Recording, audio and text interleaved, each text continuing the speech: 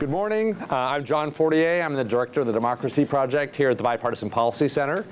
We are here today on a special occasion to celebrate and talk about Alexander Hamilton. There are a lot of reasons to talk about Hamilton today.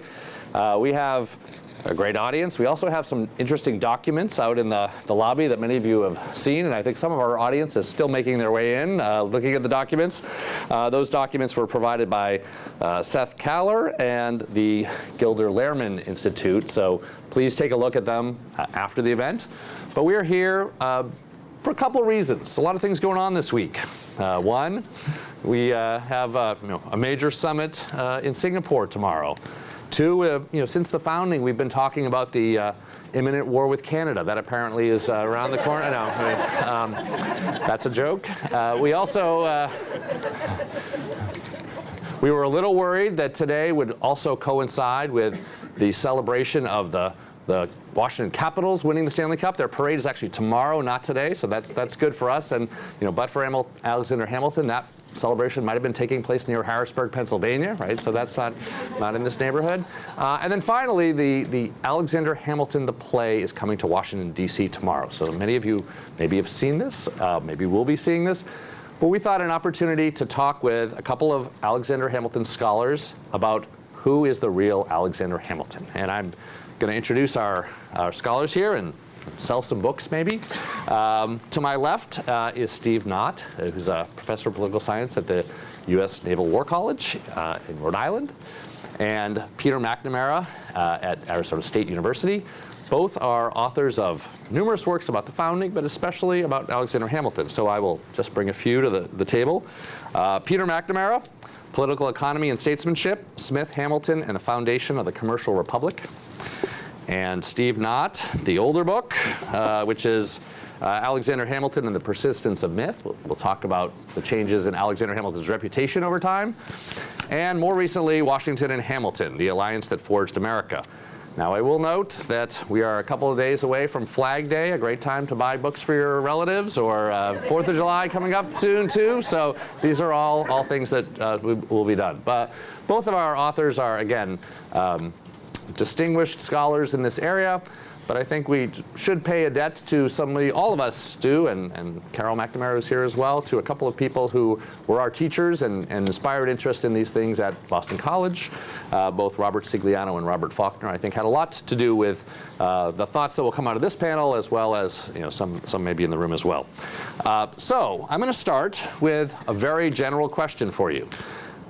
Who is the real Alexander Hamilton, or what's the biggest thing that we should know about Alexander Hamilton? Steve, do you want to start with that? Sure. Thanks, John. Thanks for having me.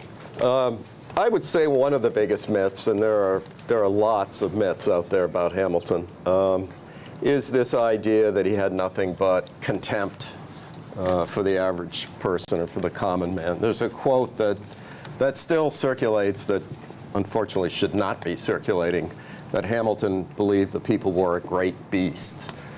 He did not say that. Or let me put it this way, it's highly unlikely that he ever said that. If you trace the provenance of it, it's very shaky.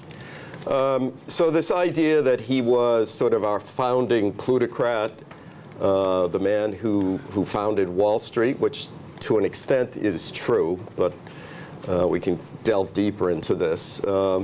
He wanted to create an economic system, I think, that would allow people like himself, who arrived here as a relatively penniless immigrant, to be able to rise and to improve their lot in life. So when I hear him described as a plutocrat, as an elitist, as somebody who had contempt for the common man, it does get my back up. And part of the reason it gets my back up is he was also a founding member of the New York Society for the Manumission of Slaves. Now, I would never sit up here and say that Hamilton was an abolitionist. That wasn't, at the forefront of his agenda. But he was anti-slavery. And I think in comparison to, for instance, Thomas Jefferson, who was one of the largest slave owners in the state of Virginia, I think Hamilton's record holds up pretty well. So your definition of the common man, I think, has to be extended beyond just white male voters.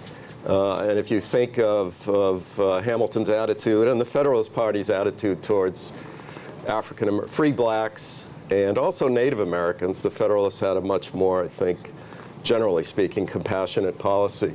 That's what gets my back up, this notion that he was somehow hateful of the common man. If you include African Americans and Native Americans in that group, it's just fiction. I did not note in my introductions that Steve used to teach at the University of Virginia. Apparently might not be as welcome there today. I worked there under an assumed name. Yeah. Yes. Pacificus or no?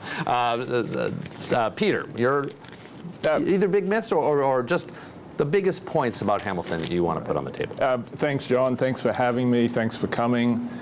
I'd say the most important thing to know about Hamilton would be that he was the guy who thought through the foundations of the modern nation state. There'd been modern nation states prior to the United States, the Dutch Republic, Great Britain, but they kind of happened accidentally.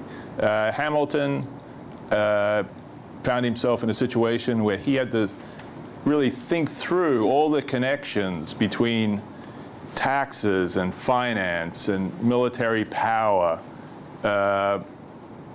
government, constitutionalism. And as one commentator from Hamilton's time said, Hamilton did the thinking for his day. And I think there's a lot of truth to that. And what's interesting is a lot of what he had to say is still relevant. And as long as the modern nation state still exists, I think will continue to be relevant. I'd add one thing to that description of Hamilton's contribution, and that would be that it was not just a kind of technical thing he was trying to think through, numbers, military power, and so on. He was thinking through how you build a civilized society, one where individuals can flourish. This goes along with Steve's point, I think, and not just where individuals can find themselves, utilize their talents, and thrive. So I'm not going to go through it historically, but I do want to start a little bit with pre-founding. And Steve, you of course have this book on Washington and Hamilton. We don't have to talk about the earliest days, but at least tell us about Hamilton before the founding, how he came to know Washington, what the important points were. What do you want to highlight there? I think the thing I would highlight most is that of all the key founders, Alexander Hamilton came from the most dysfunctional background. His father ran off on the family when he was, part of the reason I'm hesitating on his age was because we're not sure when he was born. It was either 1755 or 1757. But it was a highly dysfunctional family. He was born on the island of Nevis in the Caribbean. His father takes off when he's 8 or 10 years old. And then his mother dies, I think, 2 years after his father abandons the family. And so he's passed from one family member to another, again, in highly dysfunctional circumstances. But he was a remarkable intellect. He loved to read. He had access to a library at a Jewish school on the island of St. Croix. So he was constantly combing through all of the books in that school. And then he becomes the head of a sort of export-import firm in St. Croix at the age of either 12 or 14. He's running this place and dealing with these salty, caustic sea captains from all over the world. So he's learning about international trade. He's learning how to deal with some pretty rough characters as a boy. And I think some of the experiences in that import-export firm will hold him in good stead later when he becomes Treasury Secretary. But it's a very highly dysfunctional upbringing. Fortunately, his biggest break is when some of the wealthy merchants on St. Croix raise some money to send him to the States for an education. And so I believe we're talking 1773 here, more or less. He comes to the United States, arrives in Boston, but quickly makes his way to New York City, tries to get into Princeton University on an expedited program of study. John Witherspoon, the president, says no. He ends up at what is now Columbia University, what was then King's College. And when he's in New York City, this, of course, is the period when revolutionary fervor is really taking hold. He raises an artillery company as a young 19 or 21-year-old captain. And that's how he comes to the attention of General George Washington during the Battle of Long Island in August of 1776. We're not quite sure if Washington saw Hamilton personally in action or was told by either Henry Knox, who was Washington's artillery chief, or there's another rumor or theory that it was General Nathaniel Greene. But somehow or another, Hamilton comes to Washington's attention, and Washington asks him to join his staff, and he becomes a staff officer in February 1777.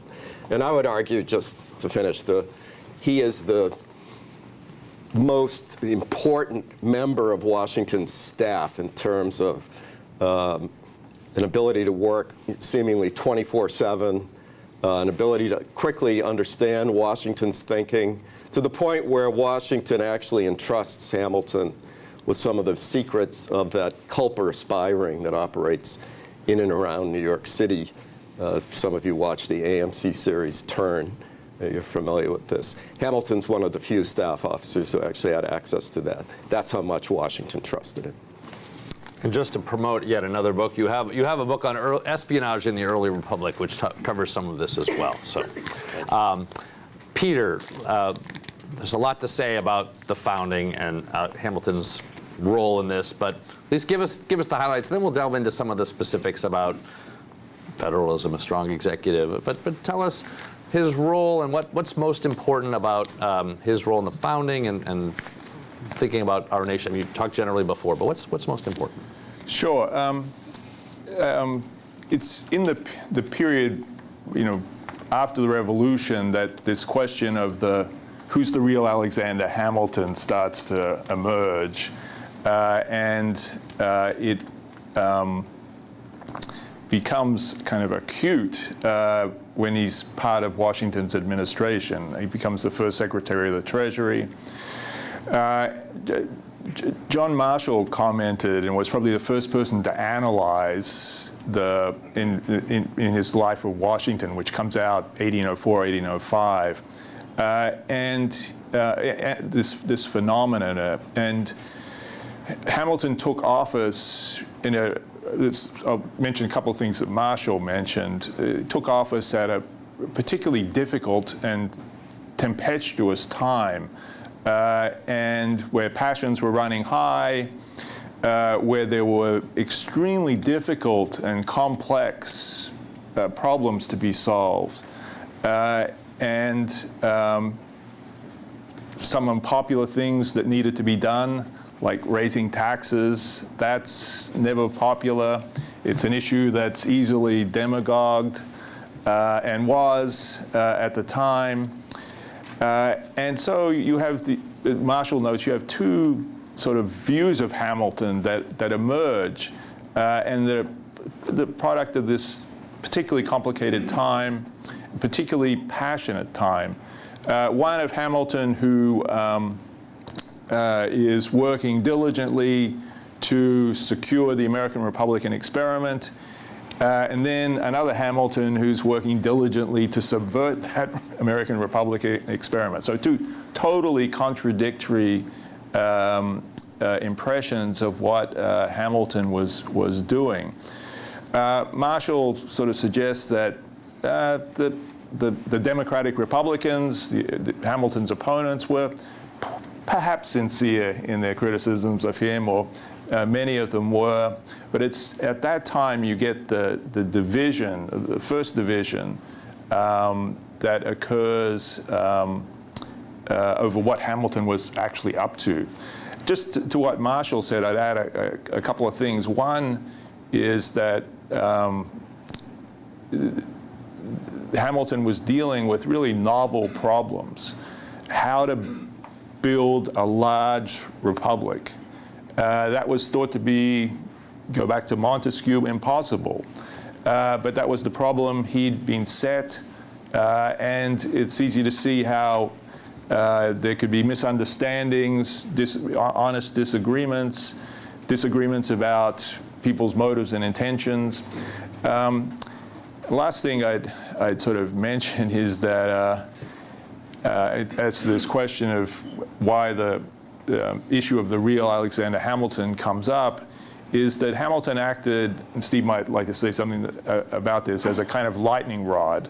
It'd be hard to sort of prove this 100%, but Hamilton acted as a kind of lightning rod to Washington. Washington, it was taboo to criticize Washington, at least in his first term of office.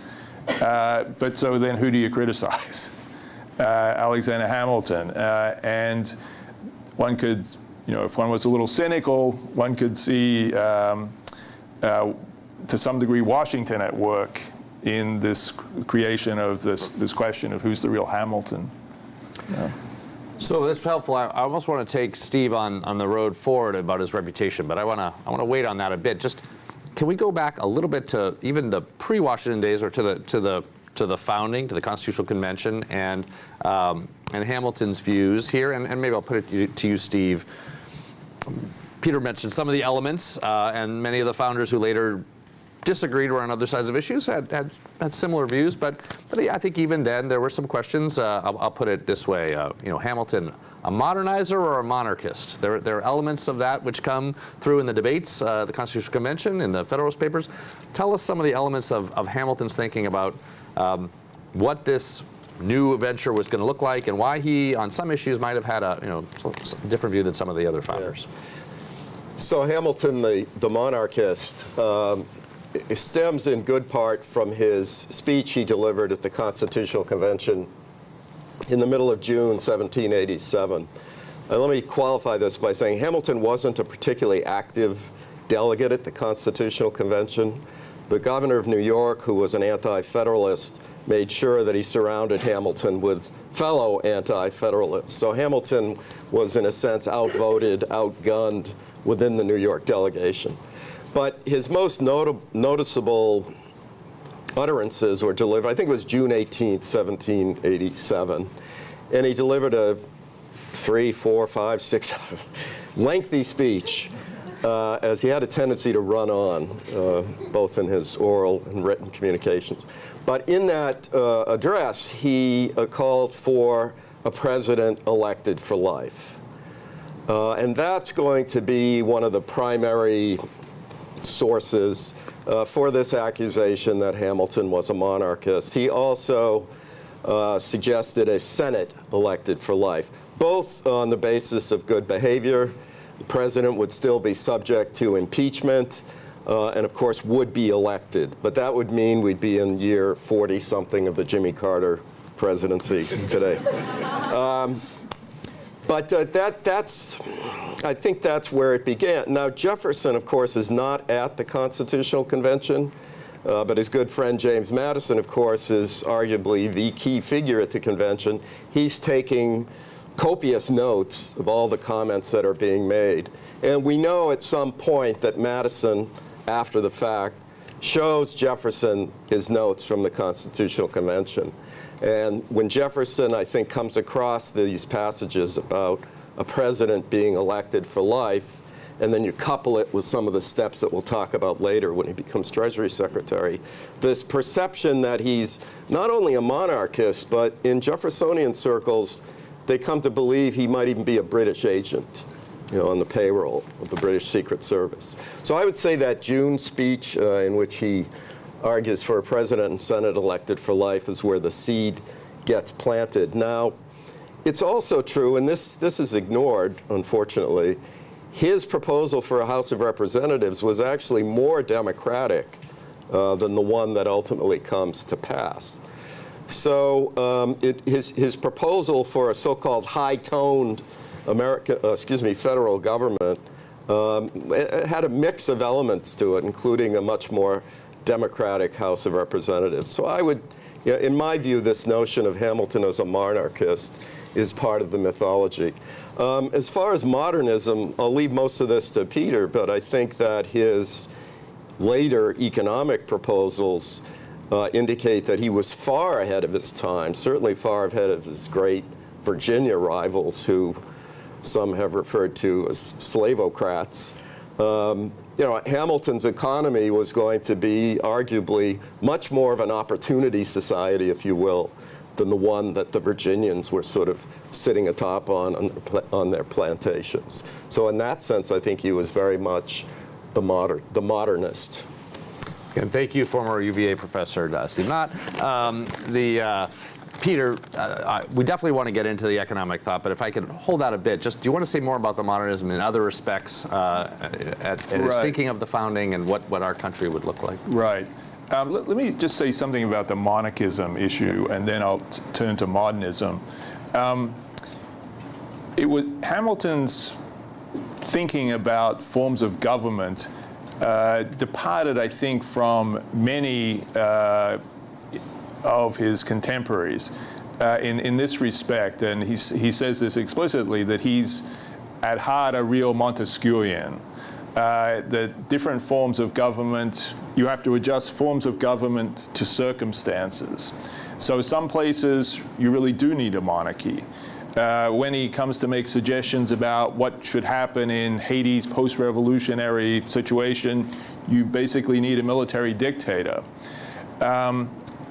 In the United States, he thought that a republic was possible. A large republic was possible.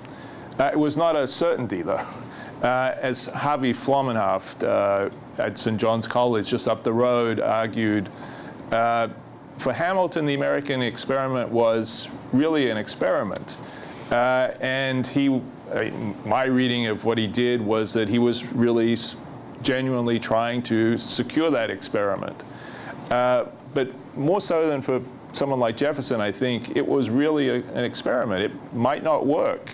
It hadn't worked before. So I'd add that to Steve's comments. On the modernization issue, yeah, it's really true. Hamilton saw himself as trying to put into place the constituent parts of a modern nation state. And as I mentioned previously, this had happened in the Dutch Republic, in Great Britain, but Hamilton was thinking this through in American circumstances. How do you do this when you've got a Republican system of government? You've got a gigantic country. And that was a real problem for Hamilton, how to hold a country this size together. So I'd leave it at that. Okay, let's we'll take two topics up. They're related, but the framers and Hamilton's view of political parties. The founders were not enamored of them, and yet they emerged quite quickly. And of course, Hamilton and Madison, Jefferson on the opposite sides of these. So maybe say something about the theory and the practice. So why were they worried about political parties, and say something about the origin of how we got them quickly and what Hamilton began to think about them. Yeah. Well, I think everyone says this, that they didn't anticipate parties. They thought that disinterested representatives would debate, deliberate, but parties form very quickly.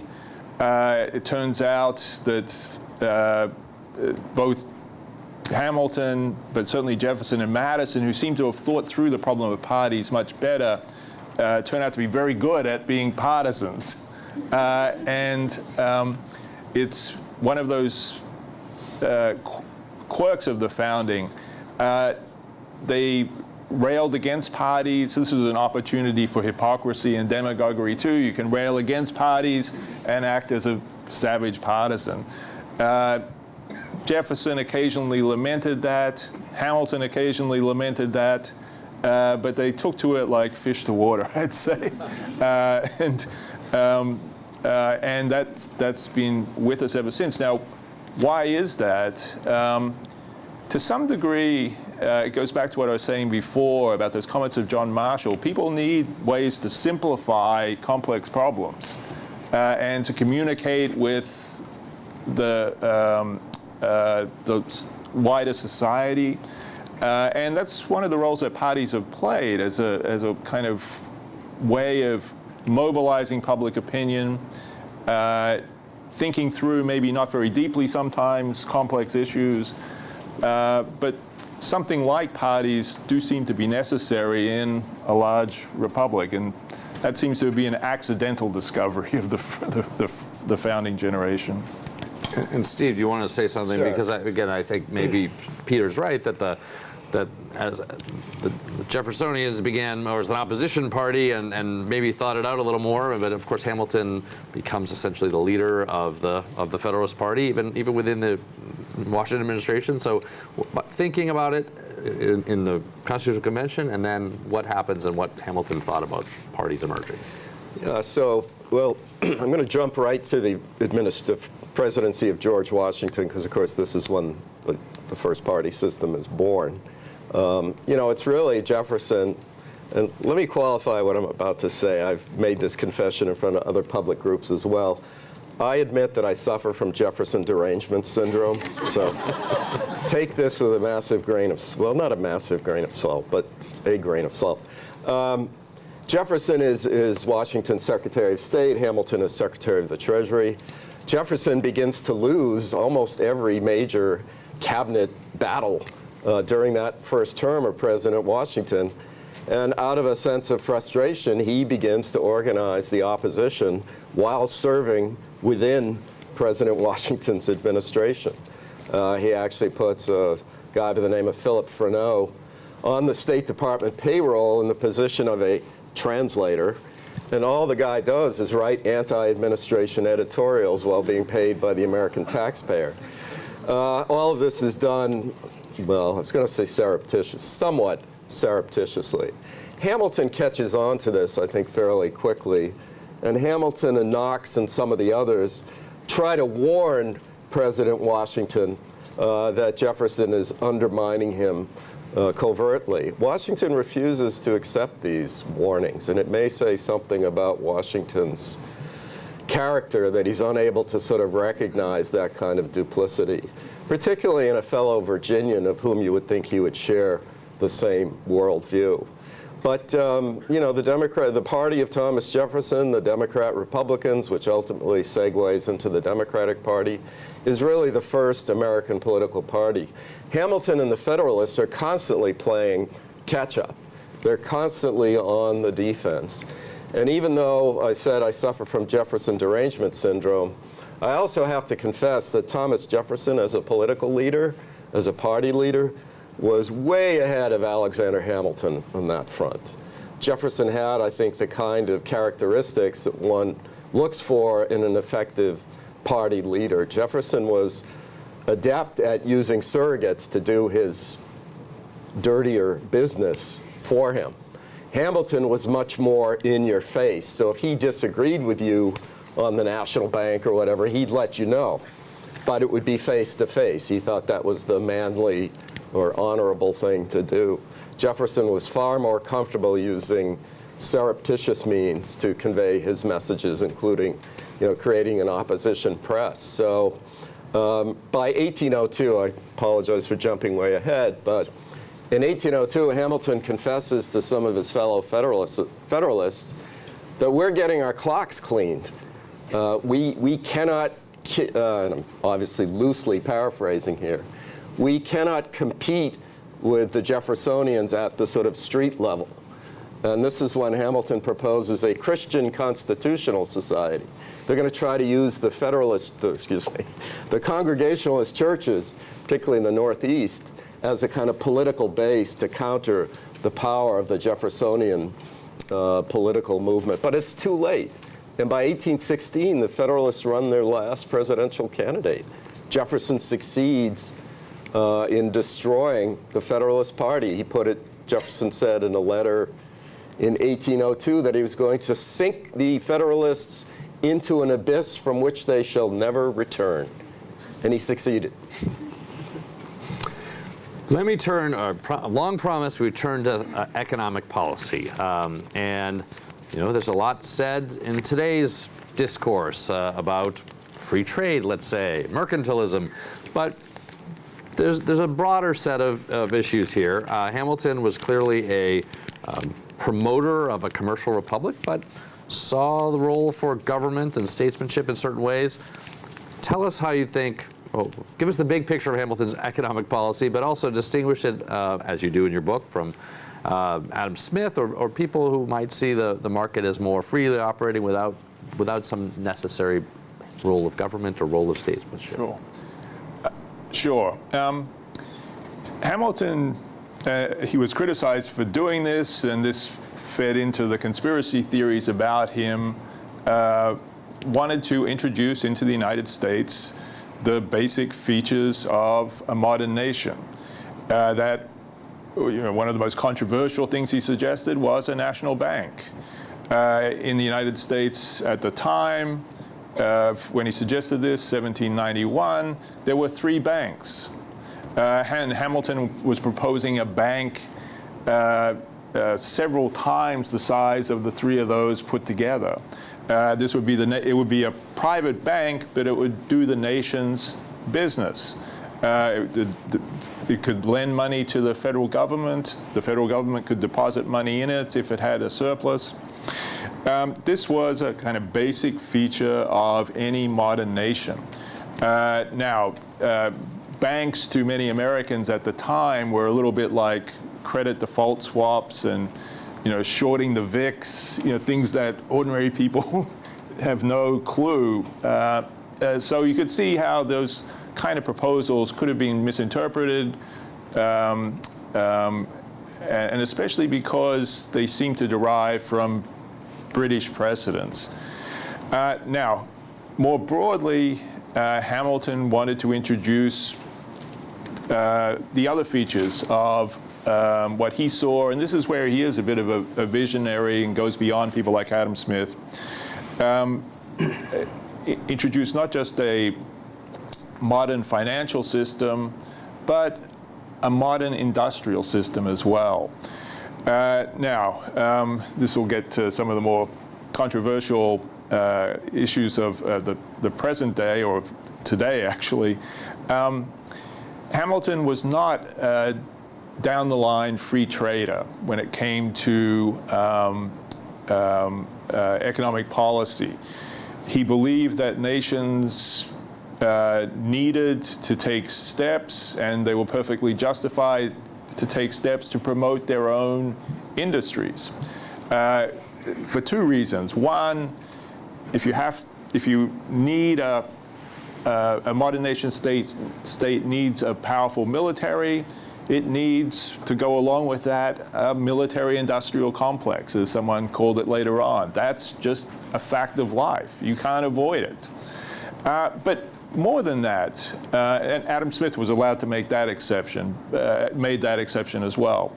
But more broadly, in terms of government support for domestic industries, Hamilton was for it.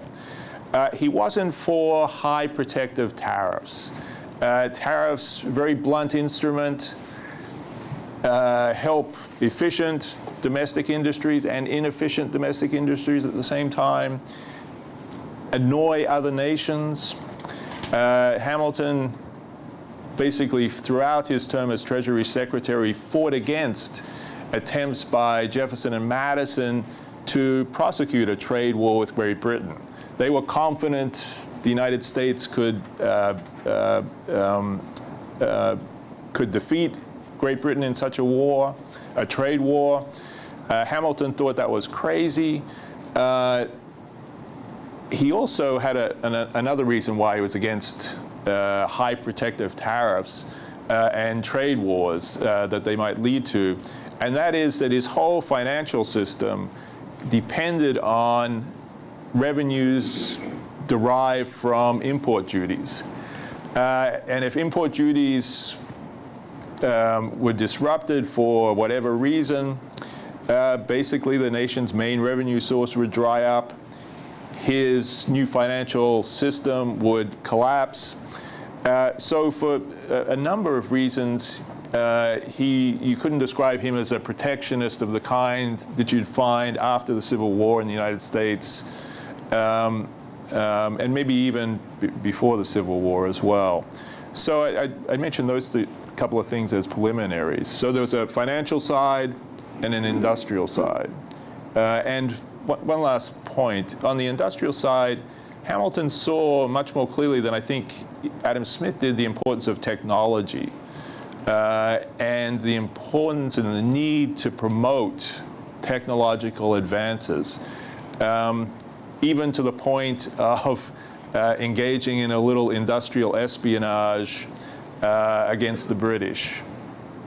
So, we're saying. Yeah, just to add to what Peter said, in addition to Hamilton's economic proposals and the creation of the National Bank and the assumption of the state debts, all of the debts from the Revolutionary War, having the federal government essentially take that on and pay it down and establish a good credit rating in the international markets.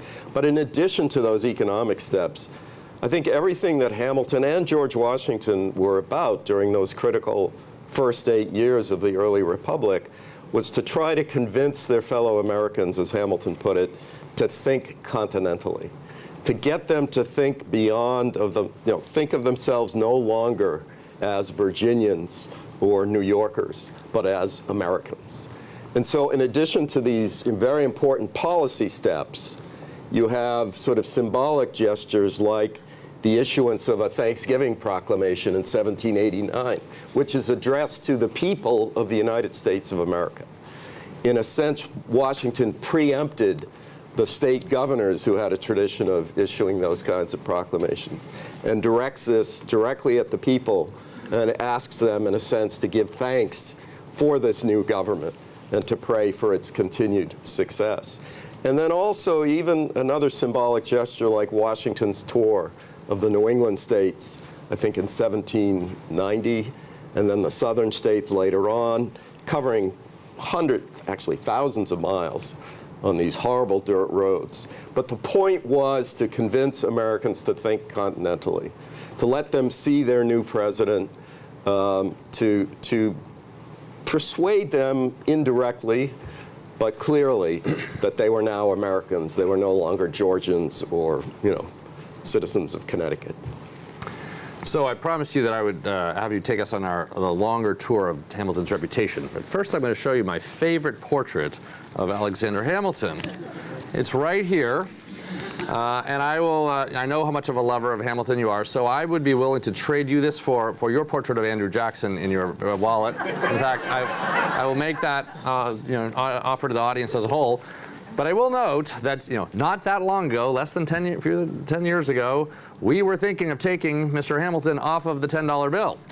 And it is, I think, realistically due to the play in New York, the book, Ron Chertow's book, and the play in New York where some of his later fellow New Yorkers and others really came to love Hamilton again, and that had not been the case 10 or 15 years ago, and there have been many, many ups and downs. So we got the beginning of the story. Some of it has to do with the economic policy differences, the origins of the party, the personality differences, but tell us the long and interesting story of his ups and downs through our history.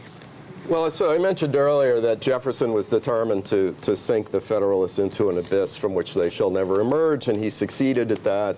The Federalists are pretty well dead by, if not 1816, 1820 at the latest. And so what happens is that I've always said that Hamilton is the first victim of the politics of personal destruction. So it wasn't enough to counter the arguments of the Federalists on the bank or on industrialization or whatever. Hamilton had to be destroyed. He was the leader. He was the Colossus, as Jefferson referred to him. And so in 1797, one of Jefferson's newspaper proteges, James Callender, who was on Jefferson's payroll for a time, publishes the account of Hamilton's extramarital affair with Maria Reynolds, which had occurred 5 years earlier. Hamilton confesses to it in a 90-plus page, lurid account of the various details of the affair. He could never, contain himself on a number of fronts.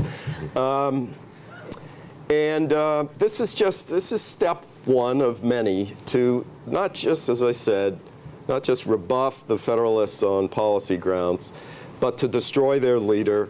And of course, you couple the fact that he's now portrayed as not just an adulterer, but a serial adulterer by the Jeffersonians.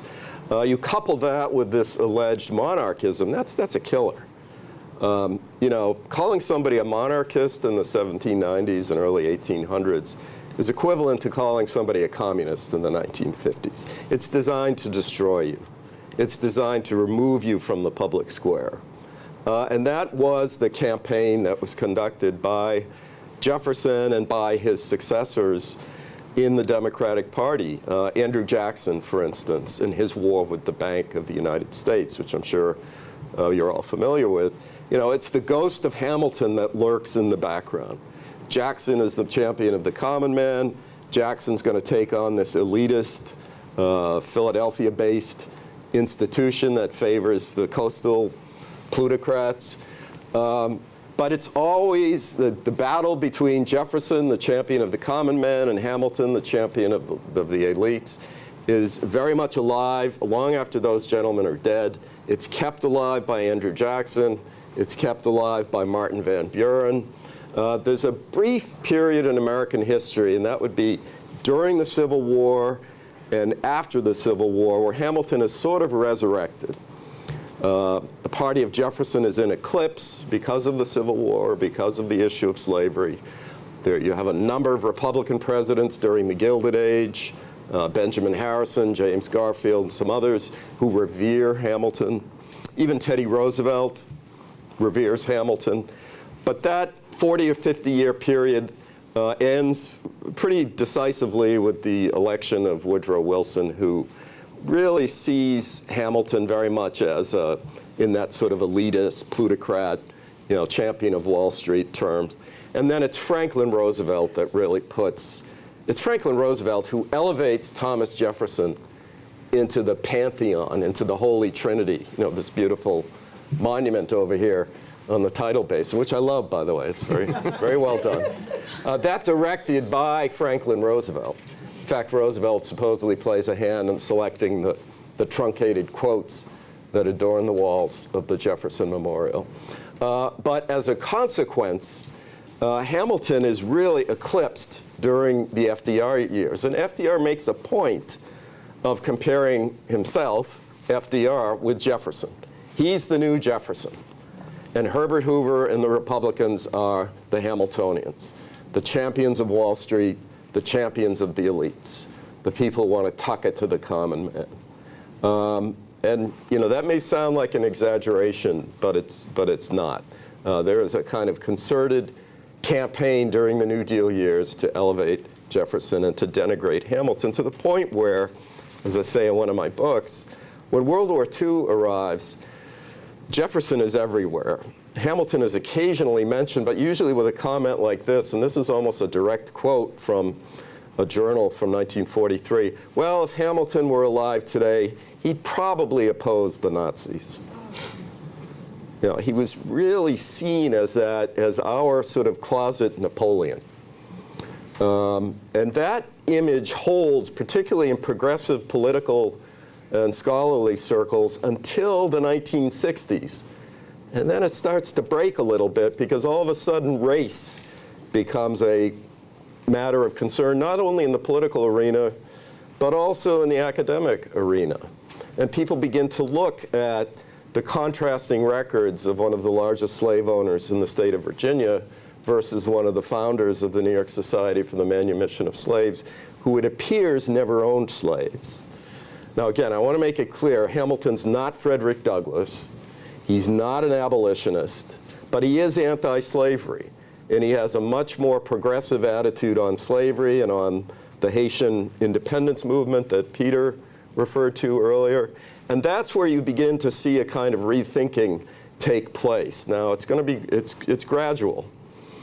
And then the revelations of the Sally Hemings affair and not revelations, the DNA testing that would appear to perhaps support the idea of a relationship between Jefferson and one of his slaves, that kind of figures into it. And the final thing I'll add is Hamilton's status as an immigrant. So that by the 1990s and the 2000s, immigration is becoming an issue. Of all the key founders, Hamilton is the sole immigrant in the group. And I think that also contributes to a kind of reconsideration of just who really was the champion of the common man, who more accurately reflected the average man's and woman's experiences. So I would say race and immigration in the last 50 years have allowed Hamilton to sort of regain what I consider to be his rightful place. And Steve has many examples in the book, but one I know we've talked about before is if you go over to the National Archives built during the FDR presidency, beautiful murals recently restored, and you see some pretty majestic looking Jefferson and Madison and a kind of creepy conspiratorial looking Hamilton lurking in the background. So go check it out this afternoon. Peter, yes, on this. Yeah, just add one thing to Steve's account, which I think is very, very telling and explains a lot about the ups and downs of Hamilton's reputation. Actually, let me add two things. One, if you want to see one of the products of the period of where Hamilton was riding high after the Civil War, late 19th century, there's a novel, it's a piece of historical fiction, Gertrude Atherton's novel, The Conqueror. And it's a real potboiler. And she just makes up a lot of stuff, especially about Hamilton's early life. But it sold very well.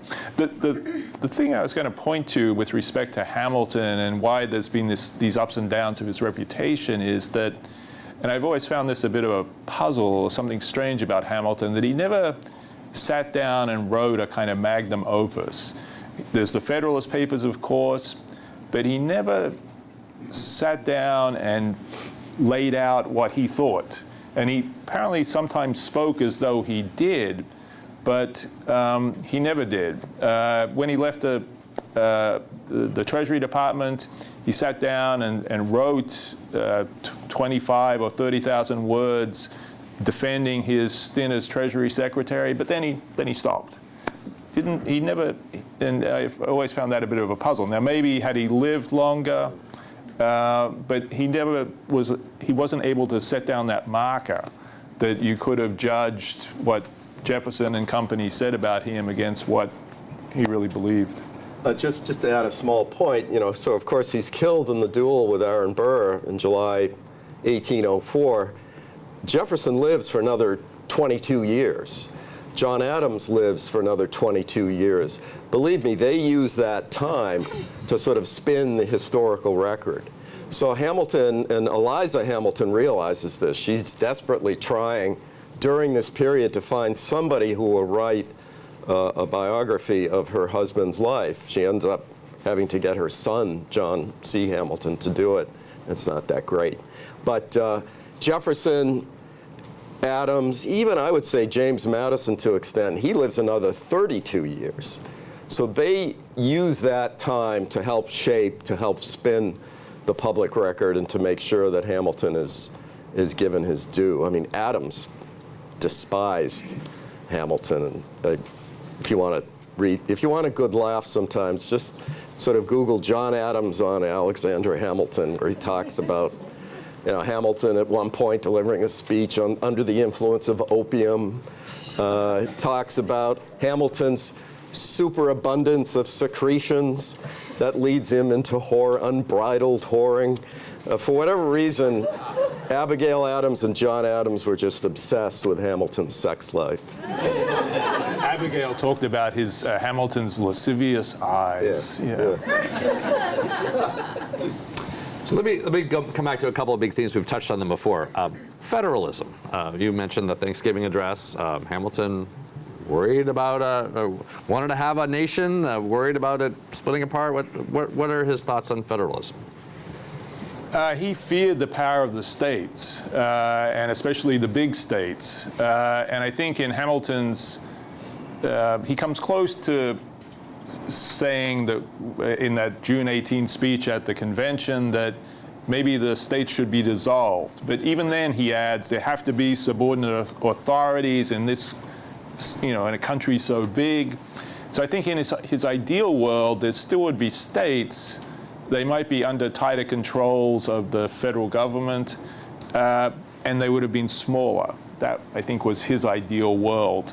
Now, at times, it's important to remember when we're trying to figure out how mainstream or otherwise Hamilton was, at the convention afterwards, James Madison was also for really keeping the states under on a short leash, and especially with respect to individual rights and liberties, making sure that they weren't abused by the states.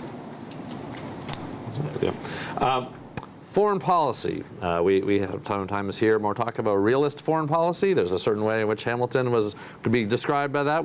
How would you describe Hamilton's thoughts on foreign policy? And he certainly thought about this both in writings, and he was involved in it as an actor as well.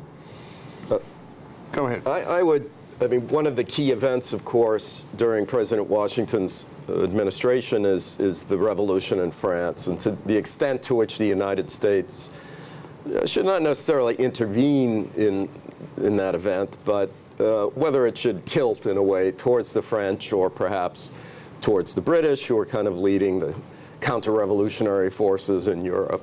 This becomes a major policy dispute, one of many, and it's on par with the bank, it's on par with the Assumption Plan.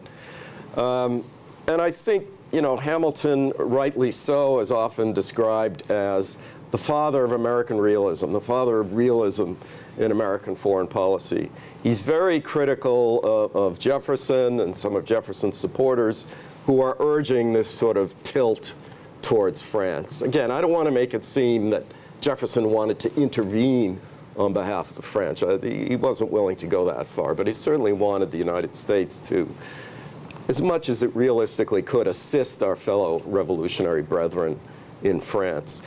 When the revolution in France turns into a bloodletting, and it turns into a bloodletting fairly quickly, John Adams, Alexander Hamilton, George Washington all sort of sensed it coming, and were trying to caution both American diplomats in France and also their French contacts to try to avoid that kind of excess. The interesting thing is that Jefferson, as our Secretary of State, you don't see that. There's a comfort level with the bloodletting that is occurring in France, to the point where, some of you are probably familiar with this, Jefferson writes his famous so-called Adam and Eve letter, where he says, if the French Revolution, if the cost of that revolution to succeed is that every man and woman save one in order to keep the species alive is killed, so be it. This is the price you have to pay to overthrow the old order. That kind of abstract thinking appalled Hamilton. And he would later, though I may be off on the timing here, it could have been earlier, but I think later, accuse Jefferson and Madison and some of the others of having, and this is him, not me, having a womanish attachment to France. In other words, they're letting their passions dictate American foreign policy.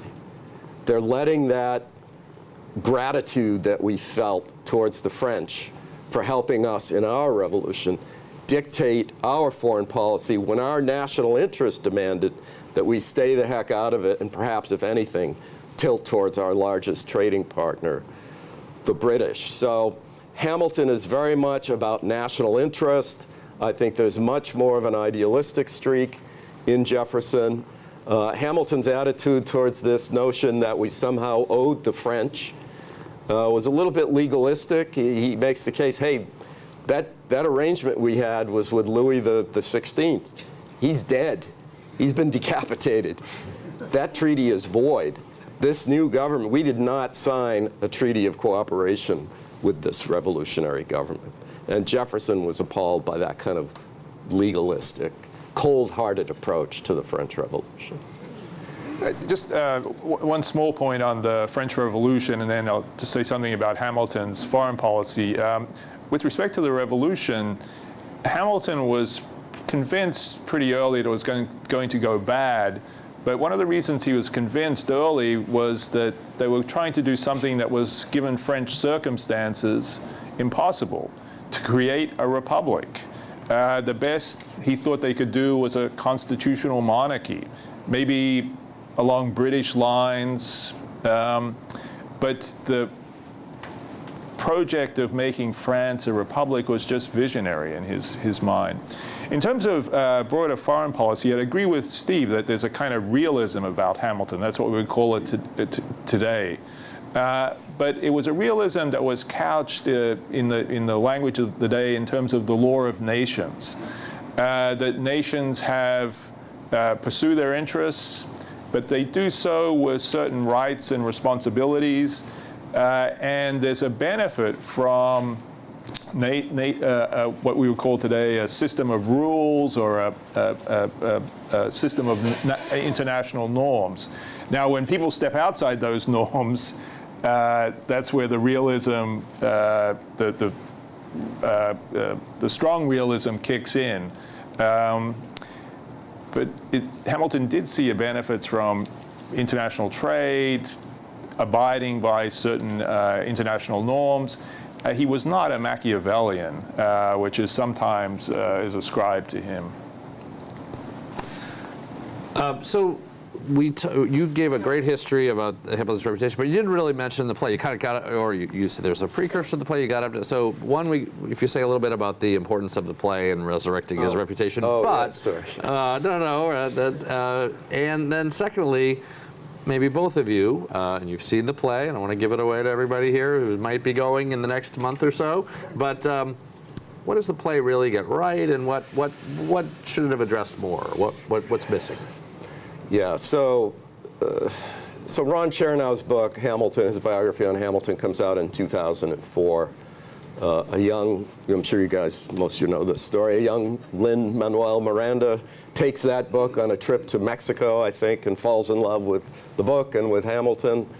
And so what I'm about to say in terms of some praise and criticism for the musical, it all goes back to Ron Chernow, who, by the way, I mean, you know, somebody who admires Hamilton, you know, God bless him for what he did. He, you know, I think put Hamilton back on the map, and I should have mentioned that earlier.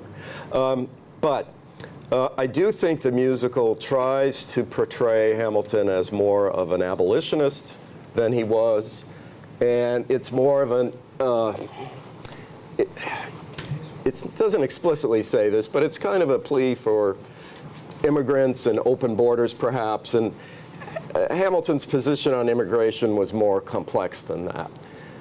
When he writes his report on manufacturing, which I think Peter mentioned earlier, he does talk about the need perhaps to allow more immigrants into the United States as a pool of labor to help get this industrialized America off the ground. So that's in 1791 or 2.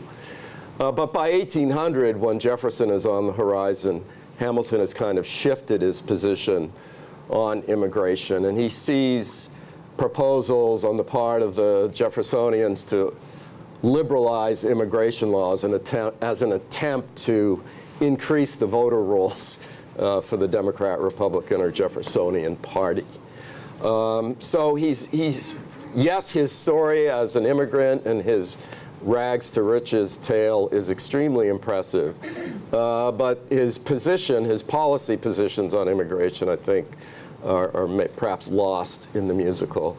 And then, as I've said before, there is at least the implication, perhaps, and it's, you know, you have a very biracial cast that in the musical, that Hamilton was more of an activist on the issue of slavery than he actually was. I think we can safely say that for Hamilton it was Union first, and in this sense he kind of resembles Abraham Lincoln. You know, secure the Union first, and then put slavery on the path to extinction. And partly, I think, his economic proposals would have done, or did do, exactly that. A free market is not conducive to slavery, in my view, and I think in his view. So I think it's a terrific musical. I have to say, I went in there thinking, how can a hip-hop musical on the nation's first Treasury Secretary actually work? Which is why I guess I'm in academia and not on Broadway. I should have. But it does work. God bless Chernow and Miranda for keeping Hamilton on the $10 bill. It does. I don't think it happens otherwise, as John mentioned earlier. But it's got a perspective, and the perspective is one of sort of contemporary progressive politics. You're not going to be writing Gallatin the musical, or something like that. I mean, that's for you here. No. Peter. Yeah. So, what does it get right? What does it get wrong? A couple of points on each. What does it get right?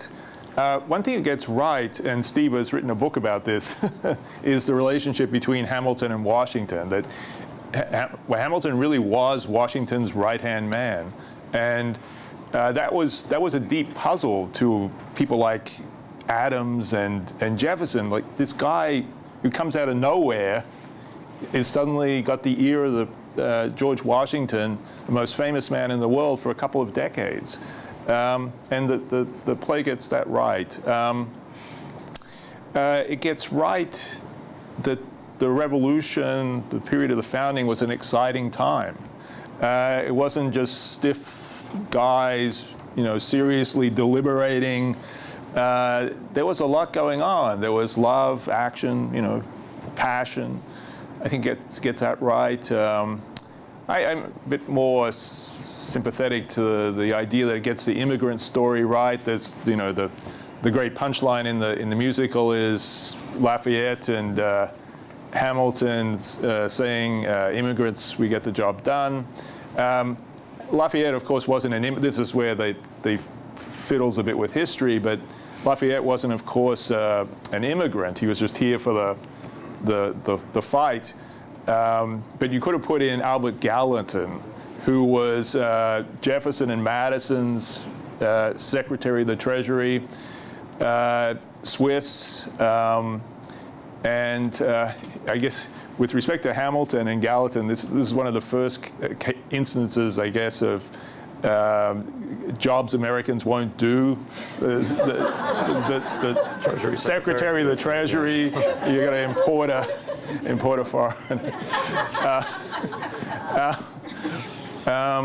What does it get wrong? It fiddles, as I mentioned, a lot with the details of history. In any work of art, this is necessary, but it slights Jefferson and Madison. Madison is just a bit. Jefferson is kind of the villain in the story. Burr, of course, as well, but Madison is just a bit player. The father of the Constitution, father of the Bill of Rights. So that gets that wrong. Other things as well, but maybe the one that struck me most, and this is a problematic side of Hamilton. The musical makes Hamilton, in a way, the embodiment of the American dream. Immigrant, trying to make a name for himself, succeeds on his own devices. I think that understates the character of Hamilton's ambition. Hamilton's ambition, his desire for fame, was extreme. A pal of his, Fisher Ames, has this eulogy where he says that Hamilton wanted the wreath of immortality. And that really burned in him. And that's touched on in the musical, but I don't think enough. And that passion led Hamilton to do some not so smart things. It led him to talk sometimes as though his country was failing him, not that it wasn't living up to his expectations. That's a problematic side of Hamilton, and that gets lost sight of in the musical. Steve? Yeah, just a couple of things. George Washington spoke about Hamilton's ambition and described it in very positive terms. In other words, it wasn't a dangerous ambition. This is not Aaron Burr that we're talking about here. I'm not suggesting Peter was saying that. So it was a noble kind of ambition, at least in the view of George Washington, who, in my view, had a pretty good estimate of people's characters. Second point, I should have mentioned this in response to John's questions, and I hate to keep harping on the mistakes of the musical because I did enjoy it very much. I'm going to see it for a third time this fall. I no longer have any money, but I'm enjoying it. There are two references in the musical, and Miranda got this from Chernow. So again, this is Chernow's mistake, although Chernow's not alone on this. There are two references, and in fact, I believe it's one of the few times in the musical where the Hamilton character actually stops and kind of breaks out of character, looks at the crowd and says, "That's true." And the "that's true" is in response to a line that Hamilton was such a adulterer that Martha Washington named her Randy Tomcat Hamilton. That's in there twice in the musical, and again, at one point, it's given an exclamation point where the Hamilton character says that's true. It's not true. It's total fiction. But Chernow reported it as fact, and he's not alone. I mean, I even had a email exchange with Gordon Wood, who's a professor of history at Brown University and, one of the best. Wood had been circulating that story as well. It turns out that the source for that story was, it first appeared sometime in the 1780s in a British newspaper under probably a pseudonym by a so-called Captain Smith, who said that not only did Martha Washington name her horny tomcat Hamilton, but that George Washington had 13 toes, one for each state. And it was filled with things like that. That's the source. And it's an interesting little, I grant you it's a small thing, but it's an interesting little case study in how historical narratives get handed down over centuries based on fiction. And that if you trace things back to the source, you realize that this story, and just go ahead and Google it, you'll find very, very prominent authors are still circulating this story about Martha Washington. Now, I'm not an expert on Martha Washington, but does that sound like something Martha Washington would do? Name her horny tomcat after her husband's closest advisor? I don't think so. And then if you go back and look at the source, it does turn out to be fiction. All right, we're going to turn to your questions. I'm going to ask one question while we get the mics going. When the mics do come around, I want you to ask a question and identify yourself, or in the other order. But while we're doing that, one last quick question. We've got to be quick on the answer to this, but just what is your... Hamilton died prematurely. What were his thoughts about the future of America at the time? What was it? What, was he worried about it? Or what was he thinking about how the American project was going? It was a question still. With the Louisiana Purchase, Hamilton had qualms about that. He recognized it to be a necessity, but gnawing at him always was this question of how big the country was and how it would hang together. Yeah, one of his last letters, I believe, he refers to the Constitution as a frail and worthless fabric that he has devoted his life to trying to prop up, which was true. But he believed in during Jefferson's America that Constitution was being eroded and eroding rapidly, and that was not a healthy thing. So he was somewhat pessimistic towards the end. Great. Okay, we are going to turn to your questions. Why don't we come right here? Right. Come either way. Hi, good morning. Stacy Bridges. Two questions, one comment.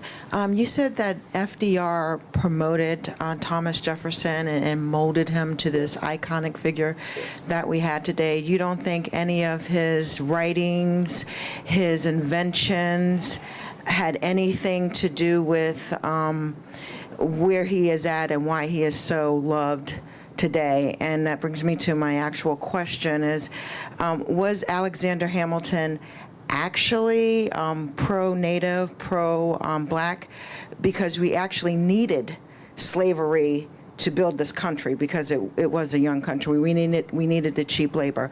Was his rhetoric, was this rhetoric or was it realism? Because Thomas Jefferson did, his slaves that he did have were wedding gifts from his family. What else did Jefferson do? I wrote my question down, I'm sorry. Oh, okay. I just blanked out. He also, he wanted slavery added in the Declaration of Independence, and that was stricken out. And he also was regretful the way Americans have treated Native Americans, and he said God's wrath would come upon them. So I feel like Jefferson's maybe being vilified, and you're trying to lift up Alexander Hamilton because you like him a little bit more because Jefferson was so blessed and gifted as an individual, and he was pretty much everything that Alexander Hamilton wanted to be. I don't know about that, but We don't shy away from tough questions here, Steve. so, well, Jefferson and slavery, I mean, the early Jefferson, I think, is an admirable person. The later Jefferson is starting to see things like the Missouri Compromise and other efforts to try to perhaps contain the expansion of slavery. He is literally describing that as a Federalist plot. In other words, these are the heirs. These the Federalists are dead as a party, but these are the heirs to the Federalist Party who are trying to restrict the expansion of slavery. So unfortunately, I wish this wasn't the case, because I admire the early Jefferson. I admire the author of the Declaration of Independence. I admire the early Jefferson, who was much more willing to challenge the issue of slavery. The older Jefferson is not, and in fact, as I said, he hardens his position on slavery as time goes on. He even rejects a proposal that somebody makes to him to pay for the release of his slaves and to secure his legacy. He rejects it. So, and as far as the Jefferson Memorial and FDR, Thomas Jefferson is just, in American historiography, is not, outside of the South, is not a national hero on par with Washington or Lincoln. It's really FDR who puts Jefferson on the nickel, who puts Jefferson on the most commonly used postage stamp, who erects that beautiful memorial, and who engages in a 12-year campaign to elevate Jefferson. FDR is on the board of directors of the Monticello Foundation. And he's the one who elevates Jefferson and puts him into this holy trinity of Washington, Lincoln, and Jefferson on the mall here. But on the in some ways more important question about Jefferson and slavery, I wish I could agree with you, but I don't think that's accurate. I think the older Thomas Jefferson reveals unfortunately, an ugly side. Okay, we got back here on the. Well, gentlemen, Tom Carrico, wonderful kind of review of some historical elements of this. I wanted to invite you to kind of bring it up and get some hard conclusions or applications rather for today. And I want to do so by way of a document that Hamilton had quite an imprint on, and that's Washington's farewell address. I don't think it was mentioned much, but two elements of that come to mind. First of all, the conjuring that Hamilton helps Washington say to beware of the insidious wiles of foreign influence. And the second one is, above all, the theme of union above all else. I'm taken by the fact that just a couple months ago, a website by the name of The Federalist published an article kind of calling for the divorce of red states and blue states. It's kind of an odd impulse. And I wonder what Hamilton might think about all this today. Union, that was Hamilton's, as Steve mentioned, like Lincoln, his primary goal, and for a host of reasons, disunion would be the precursor to a kind of nightmare in North America. I'd leave it at that. I'm conjuring up the lines from the farewell address, which for those of you who don't know, Washington is obviously the president. He's in Philadelphia. Hamilton is up in New York. He's left the government. He's practicing law. But throughout Washington's second term, Hamilton is still serving as Washington's closest advisor, even though he's a private citizen. And drafts of this farewell address are going back and forth between Washington and Philadelphia and Hamilton and New York. And Washington keeps a very tight control, editorial control over this farewell address. But it definitely is a co-authored piece. Both of them, I think, just to sort of address your larger point, Tom, both of them, I think, were fearful of the long-term prospects for keeping this union together, which was part of the reason why you do see these, this sort of pushing back against foreign influence, foreign wiles inside the United States. Both were deeply concerned about that, and they had good reason to. I mean, the French ambassador to the United States in 1796 endorsed Thomas Jefferson for president. That's a kind of interference into, well, until recently, ambassadors are supposed to stay out of that kind of stuff. They had good reason to fear French influence at the time. It was France that was the problem in the United States, and tried constantly to convince their fellow Americans, both in the farewell address but elsewhere, as I said earlier, to think continentally, to put the parochial, put the fact that they were born in Virginia, they should be able to rise above that, as Washington had, and the fact that they might consider themselves Democrat Republicans, they should ultimately be able to rise above that and think of themselves as Americans. So it was all about union, and it was all about convincing the American people to think continentally. Okay, I'm going to move across the room here. We're right in the front. Mike is coming. Good morning. My name is Meredith Singer. I was wondering if you might be able to address Hamilton's views on women and the rights of women. It wasn't really a theme that came out so much in the musical either. I also just saw it on Broadway 2 weeks ago. But given that he had so many strong women in his life, I was just wondering if you could talk to us a little bit about what his real views were. Not enlightened, I would say. The one thing the musical does is inject that theme into the musical, and but in terms of how things happened, there's a certain element of truth to it. The Declaration, as a kind of precursor to the Seneca Falls Declaration, but Hamilton's views on women. This is somewhat in contrast to Burr's, actually, were very traditional. He made fun, he criticized the French reforms of divorce law in the 1790s and was promptly ridiculed by Democratic Republicans. Mr. Hamilton, the adulterer, is defending the traditional family, so to speak. Very traditional, I think.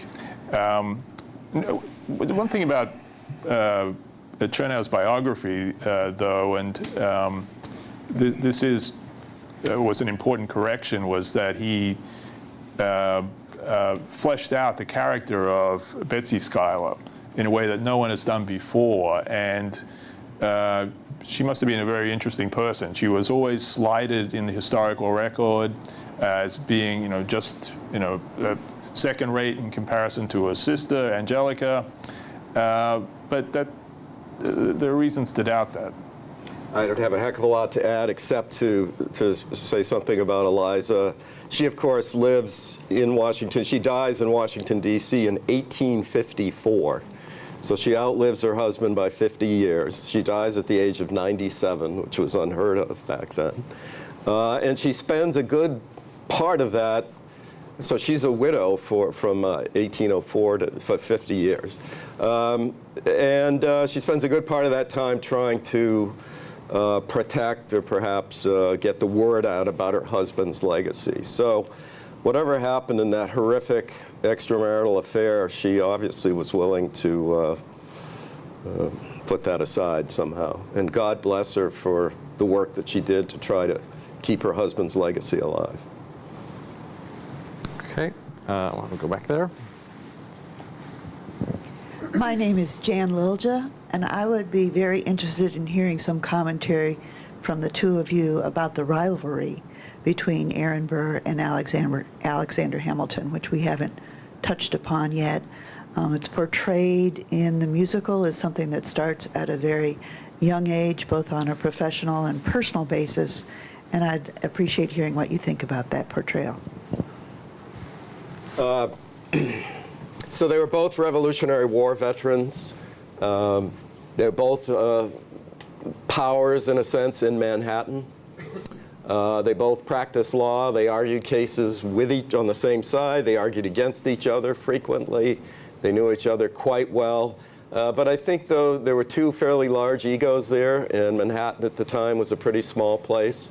And the first note of friction that I'm aware of is when Burr helps to defeat Hamilton's father-in-law for a New York Senate race in the early 1790s.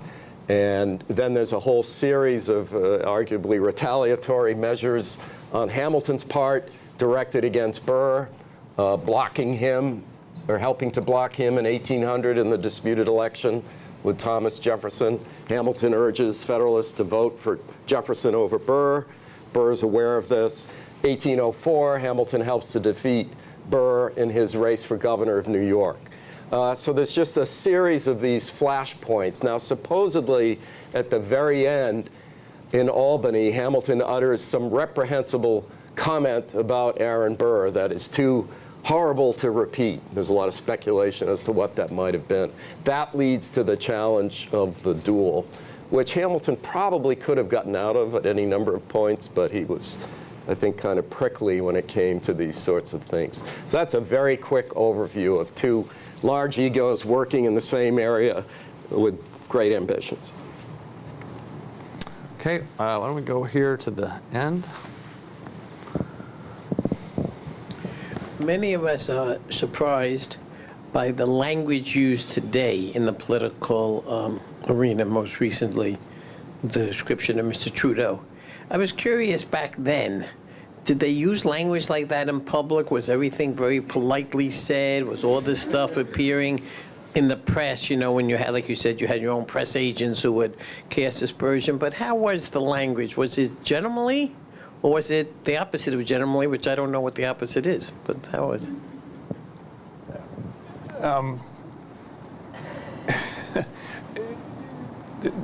There was a lot of impolite language at the time, and politics was, you know, as vicious as it is today, I think. There are a couple of differences, though, and two I'd point to. One, a figure like Jefferson or Hamilton would not say impolite things in their own name. They would have a surrogate do it. Jefferson especially was good at this. The other thing is, and so we shouldn't, you know, get our hopes up about the character of political speech. But the other thing I'd say, though, is that one contrast to today, and this is, you know, serious concern. At the time of the founding, there were lows, but there were also peaks. And the peaks are getting a lot fewer, and the lows are just as low as they've ever been. That's a worry. Just to quickly add, I mean, again, as Peter said, most of the scurrilous comments made in public were done by surrogates. But if you go through some of the private correspondence of these folks, you do find some real gems. One of my favorites is when Jefferson finds out that Hamilton had been hit in the head with a rock at a rally to promote the Jay Treaty, which was a very controversial measure. Jefferson can barely contain his delight that Hamilton had been chased off this little rostrum somewhere in a park in New York City. And I think he makes some joke about the brains of the Federalist Party, you know, being knocked out. Rough stuff. Okay, we have one last question. We're going to go there in the back. Yeah, we got a microphone behind you. Arlene. That was my question, is the relationship between Hamilton and John Jay. John Jay went overseas and negotiated the Treaty of Paris, and then he came back and he became, I think, governor of New York. And they were both interested in the anti-slavery movement. I know John Jay was instrumental in developing the first anti-slavery law in New York. Could you explain the relationship and also of John Jay's diplomatic, in the Federalist Papers, it seems that John Jay was more concentrated on diplomatic perspectives and then New Republic? Their relationship went back a long way to the days of the Revolution, and somehow in Hamilton's networking, he got connected with John Jay. So they had a long relationship.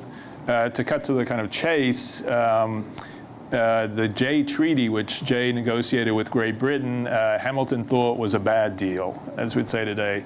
But it was better than no deal, and he vigorously defended it. And it turned out to be a pretty good deal in the end, and paved the way for some other good deals. Yeah, the only thing I would add to that in terms of the Jay Treaty, which I think most diplomatic historians looking back would agree that it was probably the best we could get at the time. But Washington had considered for a time sending Hamilton on that mission to Britain. And thank God that didn't happen, because it would have now maybe he would have gotten a better deal, but it would have cemented this notion that Hamilton was a British agent, which was gospel amongst the Jeffersonians. Well, unfortunately, we are coming to an end. I have a few people to thank. Again, I want to thank Seth Kaller and the Gilder Lehrman Institute. So there's still documents outside of Hamilton. You can enjoy looking at them. I'd like to thank Peter McNamara and Steve Knott. And I'd like to thank Alexander Hamilton, who both of them have been very kind to illuminate his thoughts today. So thank you for coming. We are done.